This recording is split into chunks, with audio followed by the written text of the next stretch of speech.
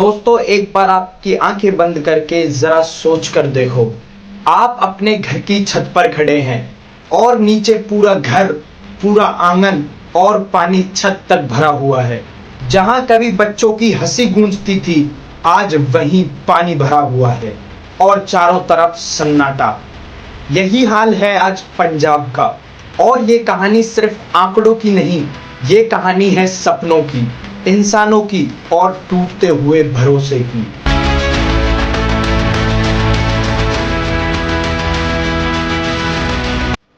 दोस्तों, आज मैं आपको एक कहानी सुनाने वाला हूं और वो कहानी है पंजाब की। वही पंजाब जिसे हम अन्न टोकरी भी कहते हैं, जहां गेहूं और चावल की खुशबू हर घर तक पहुंचती है, जहां खेतों में हर मौसम में मेहनत की हरियाली झलकती है।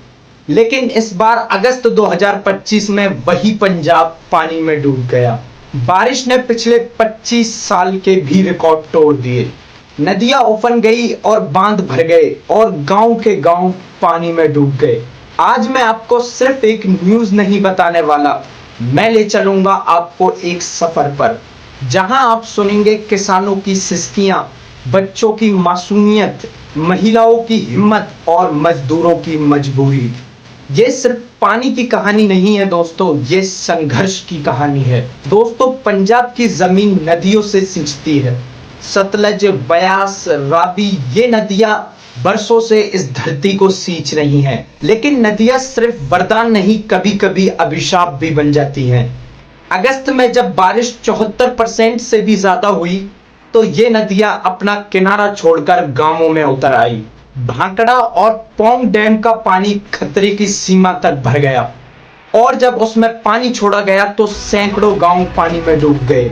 एक तरफ अगर पानी की कमी हो तो खेती बर्बाद, और अगर पानी ज्यादा भर जाए तो भी खेती बर्बाद। आखिर किसान जाए तो जाए कहां?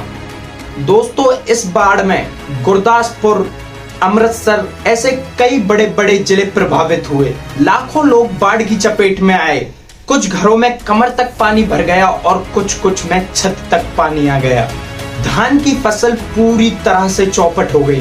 धान की फसल जो अभी हरी भरी थी, आज वो गंदे पानी और कीचड़ों में डूब रही है।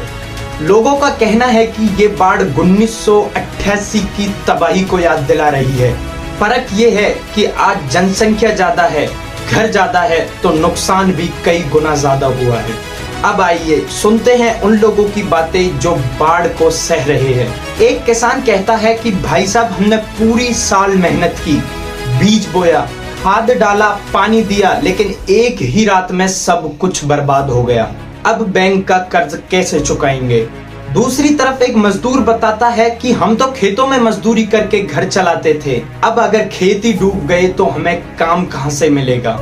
एक माँ कहती है कि हम बच्चों को छत पर सुला रहे हैं क्योंकि घर में पानी भरा हुआ है। न खाने को है, न पीने को साफ पानी।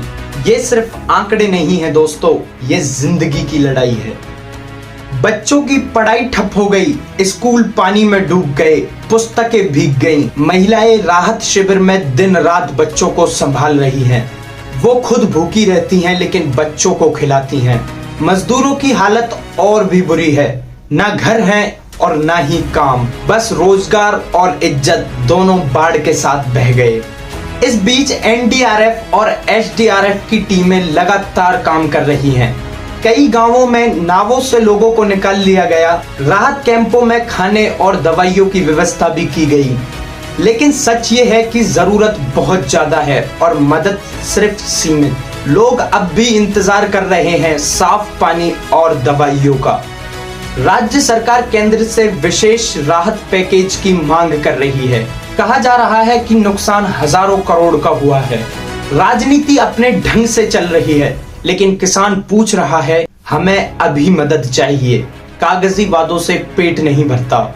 वहां के लोग मानते हैं कि समाधान सिर्फ राहत पैकेजों में नहीं, हमें चाहिए बेहतर ड्रेनेज सिस्टम, मजबूत तटबंध, रियल टाइम बाढ़ चेतावनी और खेती के नए तरीके जो इस बदलाव के मौसम को झेल सकें। अगर हमने ये कदम नहीं उठाया तो हर साल यही कहानी दोहराई जाएगी।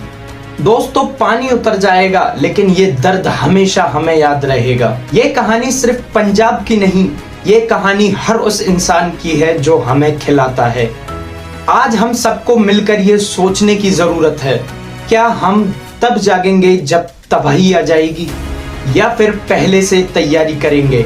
दोस्तों पंजाब फिर से उठेगा क्योंकि ये धरती हार नहीं मानती, लेकिन इस बार हमें भी उनके साथ खड़ा होना होगा। धन्यवाद दोस्तों, वीडियो पूरा सुनने के लिए शुक्रिया। अगर आपको वीडियो पसंद आई है तो वीडियो को लाइक करना और अगर ऐसी ही वीडियोस देखनी है तो हमारे चैनल को सब्सक्राइब कर लेना। मिलते हैं अगली वीडियो में।